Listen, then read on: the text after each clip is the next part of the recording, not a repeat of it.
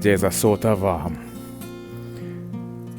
there's a paradoxical phenomenon that occurs with a musical octave, because an A chord or C chord or D chord consists of, let's say hypothetically, an A chord or a C chord hypothetically, let's say, consists of 550 hertz or 240 hertz.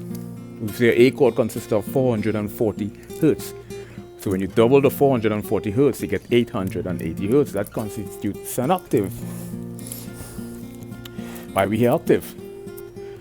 Why does the A note repeat itself after the 440 hertz becomes when it doubles?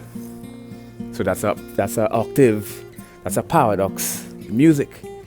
And it turns out that we interpret sound logarithmically. Logarithmically means that we have a non-linear interpretation of sound.